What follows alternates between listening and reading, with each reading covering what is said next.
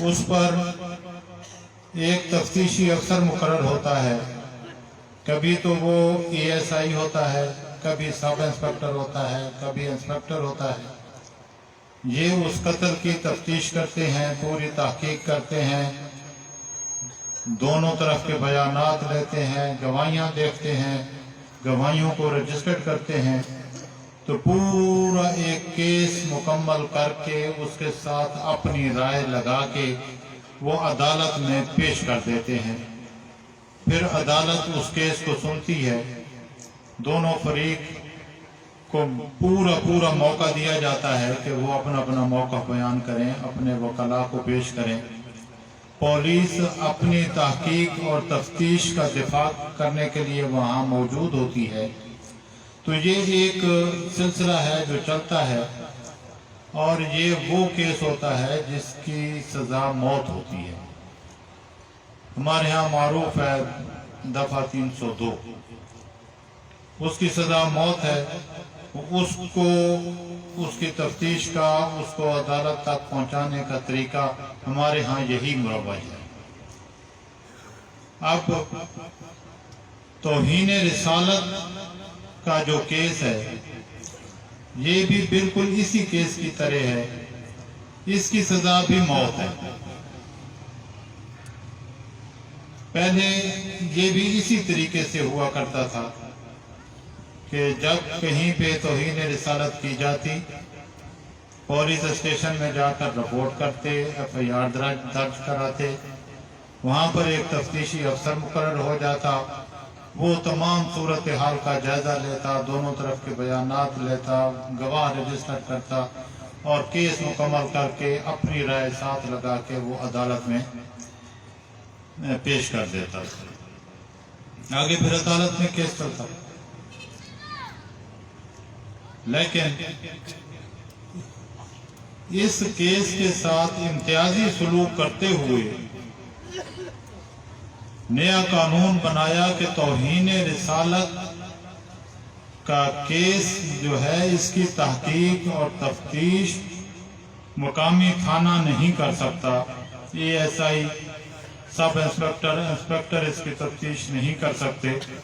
इसकी तफ्तीश SP level का आदमी, SP लेवल का अफसर, वो इसकी तफ्तीश करेगा, वो तहकीक करेगा, और जब वो अपनी तहकीक मुकम्मल कर लेगा तो फिर FIR काटी जाएगी बाद में। 302 में पहले FIR है और थाने वाले तहकीक करेंगे, उसकी सजा भी मौत है। लेकिन तौहीन रिसालत के केस के साथ इम्तियाजी सलूक ये किया कि थाना इसमें कुछ भी नहीं कर सकता। SP लेवल का आदमी इसकी तहकीक करेगा, तफ्तीश करेगा, तफ्तीश मुकम्मल होने के बाद फिर FIR बाद में काटी जाएगी। चलो, हमने कहा ठीक है, इसको भी हमने कबूल किया, इस पर चलते रहे। और दुख की बात यह है कि जब से ये तौहीन रिसालत का कानून बना है, आज तक एक आदमी को भी सजा नहीं दी गई। कानून इसलिए होता है ताकि उस पर अमल दरामद किया जाए। अदालतें इसलिए होती हैं कि किसी के साथ ज्यादती न हो और गलत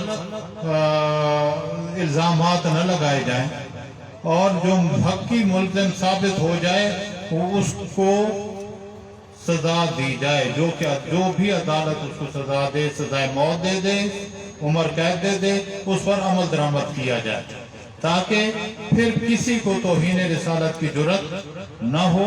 और ये जो एक मज़मूम धंधा हमारे मुल्क में चल गया है कि जिस किसी ने बैरून मुल्क जाना होता है, बहुत आसान रास्ता है कि तौहीन रिसालत करो, नबी पाक सल्लल्लाहु अलैहि वसल्लम की तौहीन करो और मगरिब वालों के लाडले बन के वहां जाके उनकी गोद में बैठ जाओ। अब इस कानून पर अमल दरामद न होने की वजह से ये आए दिन का मामूल बन गया है। मैं आपसे अर्ज करूं कि एक हमारे यहाँ बहुत मारूफ और मशहूर केस हुआ आसिया मलऊना का। उसमें मुसलमानों ने पूरा प्रोसेस पूरा किया। जब ये वकूआ हुआ तो अहले इलाका ने एसपी ऑफिस जाकर इसकी इतला दी। वहां पर एसपी लेवल का अफसर, तफ्तीशी अफसर मुकर्रर हुआ कि उस वक्त पंजाब का गवर्नर सुलेमान तासर, वो उसको मुसलसल दबाव में रख रहा था। सुलेमान तासीर के तुमने इसमें आसिया मलूना को सपोर्ट करना है और केस को कमजोर करना है, ये करना है, वो करना है। बहरहाल उस तफ्तीशी अफसर में ईमान था, गैरत थी, और आप अंदाजा नहीं लगा सकते कि कैसे उसने गवर्नर का दबाव बर्दाश्त करके, गवर्नर की धमकियां बर्दाश्त करके उसने इस केस की तफ्तीश की। तरफ से 16 आने सही तफ्तीश करके सही राय दे के अदालत को केस दिया। एक मरहला पूरा हो गया, सेशन कोर्ट में केस चला गया।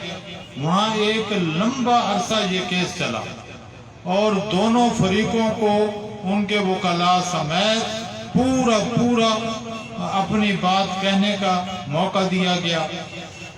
मुद्दायान जो थे उनको पूरा मौका दिया गया कि वो अपने इल्जाम को साबित करें। जो मुल्जिमान थे उनको पूरा मौका दिया गया कि वो इस इल्जाम को गलत साबित करें। एक लंबा अरसा केस चलने के बाद सेशन जज ने फैसला दिया कि ये हक की मुल्जिमा है, लिहाजा इसको सजाए मौत दी जाती है। अब अपील हो गई हाई कोर्ट में, उसमें केस चला और एक लंबा अरसा चला और पूरी तफसील और डिटेल में ये केस चला। बिल आखिर हाई कोर्ट का फैसला भी यही आया कि जुर्म साबित है, लिहाजा सजाए मौत बहाल है। अब एसपी लेवल के अफसर की तहकीक, सेशन जज का फैसला, हाई कोर्ट का फैसला, ये तीनों एक हैं। फिर अपील हो गई सुप्रीम कोर्ट में। जब सुप्रीम कोर्ट में केस गया तो 7, 8 के 12 साल तक वहां ये पेंडिंग पर पड़ा रहा, इसको सुनते नहीं थे।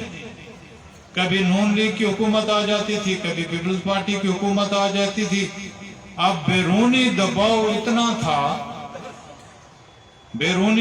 इतना था कि इसको छोड़ दो, लेकिन इतनी जुर्रत नहीं थी कि उसको छोड़ते। और कानून का तकाजा, अदालतों को फैसले, मुसलमानों की गैरत ईमानी, इसका दबाव इतना था कि वो छोड़ नहीं सकते थे। चुनाचे पड़ा रहा। बिल आखिर ये हुकूमत आ गई, ये मदीना वाली, रियासत मदीना वालों की हुकूमत आ गई। अब इन्होंने क्या किया, वो एक सुप्रीम कोर्ट के चीफ जस्टिस था, साकिब निसार साहब। अच्छा, वो इतना लानती, इतना गंदा और इतना लाइन आदमी था। हुकूमत ने भी उसको कहा, इदारों ने भी उसको कहा कि ये हड्डी हमारे गले से निकालो और इसको भेजो बाहर। चुनांचे उसने सिर्फ 2-2.5 घंटे समाअत की। वो केस जिसकी इतनी लंबी तारीख है, जिस पे इतना काम हुआ है, इतनी अदालतों के फैसले आए हैं, सिर्फ 2 घंटों की वो उसने समाअत की। 2 घंटों की समाअत के बाद वो इरशाद फरमाता है कि एसपी लेवल के अफसर की जो तफ्तीश है वो भी गलत है, सेशन जज ने जो फैसला दिया है वो भी गलत है, सुप्रीम कोर्ट ने जो फैसला, हाई कोर्ट ने जो फैसला दिया है वो भी गलत है। یہ تو بالکل پاک صاف دودھ کی دھلی ہوئی معصومہ ہے، اس کے ساتھ بہت بڑی جاتی ہوئی ہے، لہذا میں اس کو باعزت بری کرتا ہوں۔ اس نے اس کو بری کر دیا اور پھر حکومت نے اس کو باعزت طور پر امریکہ پہنچا دیا۔ یہ ایک واقعہ ہوا ہمارے ملک میں اور اس کو زیادہ دن نہیں ہوئے، تھوڑے ٹائم ہوئے۔ اچھا، اب ہر مسلمان، وہ نوجوان ہو یا بوڑھا ہو، جاہل ہو یا پڑھا لکھا ہو، وہ اس بات کو پوری طرح سمجھ سکتا ہے کہ ہماری حکومت، ہمارے ادارے، ہماری عدالتیں، خاص کر کے سپریم کورٹ، یہ ان کے سہولت کار ہیں۔ اب میں بالکل سچ کہتا ہوں کہ کسی مسلمان کا ان پر کوئی اعتماد نہیں رہا۔ اس حوالے سے نہ گورنمنٹ پہ کوئی اعتماد ہے، نہ اداروں پہ کوئی اعتماد ہے، نہ ہی عدالتوں پہ کوئی اعتماد ہے۔ اچھا، اعتماد ایک دفعہ جب اٹھ جاتا ہے تو پھر اس کا بحال کرنا کار طارت ہوتا ہے۔ ٹوٹا ہوا اعتماد اتنی آسانی سے نہیں بحال ہوتا۔ یہ ایک واقعہ ہوا۔ اس کے بعد دوسرا واقعہ۔ اب یہ جو دوسرا واقعہ ہے، اس میں کوئی مسلمان مدعی نہیں ہے، کسی نے شکایت نہیں کی، کسی نے درخواست نہیں دی، بلکہ گورنمنٹ کے اداروں نے خود ایک چیز کو محسوس کیا، دیکھا، اس کی تفتیش کی اور اس کے بعد از خود انہوں نے قدم اٹھایا۔ حضرت یہ واقعہ ہے چناب نگر کا۔ وہاں کا ایک کتابیں چھاپنے والا ہے، شکور نام ہے، وہ کتابیں چھاپتا بھی ہے، بیچتا بھی ہے، چناب نگر میں اس کی دکان ہے۔ تو ادارے از خود اس کی تفتیش میں لگے ہوئے تھے، اس پر نظر رکھے ہوئے تھے۔ جو مواد وہ چھاپ کر تقسیم کر رہا تھا، بیچ رہا تھا، اس پر ان کی نظر تھی۔ انہوں نے اس کو رنگے ہاتھوں پکڑا، اس کو پکڑا، پورا مواد پکڑا، اور ایک نہیں سینکڑوں پمفلٹ اور سینکڑوں کتابیں بطور ثبوت کہ انہوں نے اس کے ہاتھ سے برآمد کی۔ اس پر کیس بنایا، کیس عدالت میں چلا، اس میں مدعی گورنمنٹ تھی۔ گورنمنٹ کے ادارے اگر مدعی تھے تو گورنمنٹ مدعی تھی۔ اس کو سزائے موت ہو گئی، پھر ہائی کورٹ میں بھی اس کو سزائے موت ہو گئی۔ اس حضرت آسیہ کے وقت تو یہ ہوا کہ سپریم کورٹ کا سہارا لیا گیا، سپریم کورٹ کو استعمال کر کے اس کو بری قرار دیا گیا۔ اس کے ساتھ شکور کے معاملے میں یہ تکلف بھی نہیں ہوا۔ کسی کو کان و کان خبر نہیں ہوئی، کوئی عدالتی آرڈر نہیں ہے، کچھ بھی نہیں ہے۔ اس کو خاموشی سے رہا کیا، جہاز پہ بٹھایا، امریکہ پہنچا دیا۔ ہمیں اور پاکستانی مسلمانوں کو اس دن پتہ لگا جس دن وہ ٹرمپ سے ملاقات کر رہا تھا کہ وہ یہ شکورہ بھی چلا گیا، اس کو بھی بھیج دیا۔ دو واقعہ ہو گئے جی۔ تیسرا واقعہ پشاور کا کہ ایک جھوٹا مدعی نبوت ہے، اس کے خلاف شکایت ہوئی، وہ گرفتار ہو گیا۔ پولیس نے اس کی تفتیش کی، پورا کیس تیار کیا، عدالت میں کیس جمع کرا دیا۔ اب عدالت جو ہے وہ کیس لے کے بیٹھی ہے، نہ سنتی ہے نہ فیصلہ کرتی ہے۔ تقریباً 2 سال انہوں نے اس کیس کو لٹکائے رکھا۔ اب جس کے سامنے یہ پچھلے 2 واقعات ہوں تو وہ تیسرے کے بارے میں لا محالہ سمجھے گا کہ اس کا انجام بھی وہی ہوگا۔ چنانچہ اس عدم اعتماد کی وجہ سے جب آدمی دیکھتا ہے کہ قانون ہمارا साथ नहीं दे रहा, अदालतें हमारा साथ नहीं दे रही, कोई भी हमारा साथ नहीं दे रहा और साबित शुदा केस, सजा याफ्ता केसों को इस तरीके से छोड़ा जा रहा है, तो फिर अदालतों की तरफ कोई क्यों जाएगा, पुलिस की तरफ कोई क्यों जाएगा, इतना लंबा चक्कर खर्चा क्यों करेगा, जबकि उसको पता है कि मुझे ये मिलना ही नहीं है, इंसाफ नहीं मिलना। तो चुनांचे एक नौजवान की को गैरत आई, उसने अदालत में उसको खत्म कर दिया कि इन अदालतों से तो कोई उम्मीद नहीं है। हम ये समझते हैं कि ये हमारी पॉलिसी नहीं है, कानून को हाथ में लेना हमारा तरीकाकार नहीं है, और खास करके मजलिस की ये 150 साल तारीख है कि मजलिस ने कभी भी छोटे कानून को भी अपने हाथ में नहीं लिया है, हमेशा अदालतों में गए हैं, हमेशा कानून का रास्ता अख्तियार किया है और कानून का रास्ता अख्तियार करके अपना मुद्दा बयान किया है। कभी कानून को हाथ में न लिया है न लेंगे, लेकिन अगर तुम्हारी तरफ से हमारे साथ ये रवैया रखा जाए तो इस आपके रवैये का रद्द अमल न आप रोक सकेंगे न हम रोक सकेंगे। वो एक वाकया हो गया, इसलिए हुआ कि ये एक रद्द अमल था, आना था, आया। इसी तरह सुलेमान तासीर बहुत ज्यादा आसिया के केस में मुदाखलत कर रहा था, बकवास कर रहा था, वो बार बार कह रहा था कि ये काला कानून है, हम इसको खत्म करेंगे।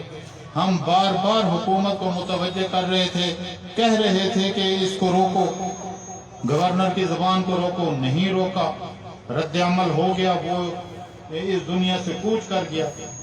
दूसरा रद्द अमल ये हो गया।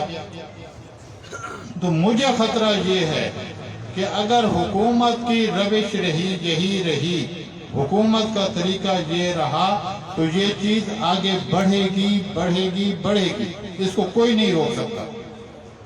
अब कराची में हमारे मौलाना आदिल साहब शहीद कर दिए गए, उससे पहले सैकड़ों उलमा कराची में शहीद हुए।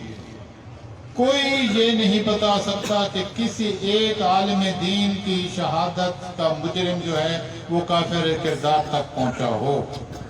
ये एक मिसाल नहीं है। चुनाचे हुआ क्या कि मौलाना आदिल के घर वालों ने थाने में न गए हैं, न रिपोर्ट कराई है, न मुकदमा दर्ज कराया है कि जब होता ही कुछ नहीं है तो हम इस बेकार की मुसीबत में क्यों पड़े। उन्होंने मुकदमा ही नहीं किया।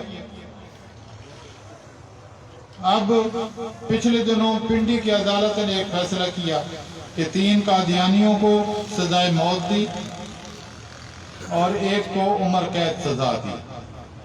अब सबकी नजर उस पे है कि उसके साथ ये गवर्नमेंट वाले, ये अदालतों वाले क्या हशर करते हैं। मुझे लगता है कि उसके साथ भी यही होगा जो पिछले केसों के साथ हुआ है। तो ये एक मैं समझता हूँ कि बहुत ही ज्यादा खतरनाक सूरत हाल बन रही है, और खतरनाक बनकर ये एक ऐसा लावा उभरेगा, फटेगा कि हुकूमत क्या, अमेरिका वाले भी आकर इसको कंट्रोल नहीं कर सकेंगे। और हजरत कराची में 2-3 वाकयात हो गए मिर्जाइयों के कत्ल के। क्यों हो गए? ये चल रहा है ना।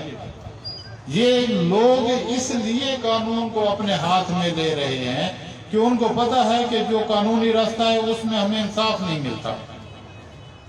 आप इंसाफ नहीं दोगे तो रद्द अमल में ये होगा और ये बढ़ेगा। इसको फिर ना आप रोक सकेंगे ना हम रोक सकेंगे। मैं हुकूमत से ये मुतालबा करता हूँ कि इस कौम पर रहम करो और नबी करीम सल्लल्लाहु अलैहि वसल्लम की इज्जत और नामूस के साथ खेलने वालों के साथ इतना प्यार मोहब्बत न बढ़ाओ कि पूरा मुल्क आग की लपेट में आ जाए। ये खतरनाक सूरत है। میں حکومت سے مطالبہ بھی کرتا ہوں، وارننگ بھی دیتا ہوں، اور اس اجتماع کی طرف سے بھی وارننگ بھی دیتا ہوں، مطالبہ بھی کرتا ہوں کہ اس صورتحال کو سمجھو اور اس ملک کو آگ کی طرف مت دھکیلو۔ اگر یہاں پہ یہ آگ بھڑک اٹھی تو پھر اس کے ذمہ دار ہم نہیں، آپ ہوں گے، ہم پر وقت آپ کو مطلع کر رہے ہیں۔ وآخر دعوانا دعا کر لیں۔ اللہم صلی علی سیدنا محمد وعلی آل سیدنا محمد وبارک وسلم علیہ۔ استغفر اللہ ربی من کل ذنب واتوب الیہ، استغفر اللہ ربی من کل ذنب واتوب الیہ، اشہد ان لا الہ الا اللہ وحدہ لا شریک لہ واشہد ان محمدا عبدہ ورسولہ، لا الہ الا انت سبحانک انی کنت من الظالمین، لا الہ الا انت سبحانک انی کنت من الظالمین۔ اللہم آتنا فی الدنیا حسنة وفی الآخرة حسنة وقنا عذاب النار، اللہم آتنا فی الدنیا حسنة وفی الآخرة حسنة وقنا عذاب النار۔ رب اجعلنی مقیم الصلاة ومن ذریتی ربنا وتقبل دعا، ربنا اغفر لی ولوالدی وللمؤمنین یوم یقوم الحساب، ربنا اغفر لی ولوالدی وللمؤمنین یوم یقوم الحساب، ربنا لا تزغ قلوبنا بعد اذ ہدیتنا وہب لنا من لدنک رحمہ انک انت الوہاب، ربنا لا تزغ قلوبنا بعد اذ ہدیتنا وہب لنا من لدنک رحمہ انک انت الوہاب۔ سبحان ربک رب العزت عما یصفون وسلام علی المرسلین والحمد للہ رب العالمین، وصلی اللہ تعالی علی خیر خلقہ سیدنا محمد وعلی آلہ واصحابہ اجمعین۔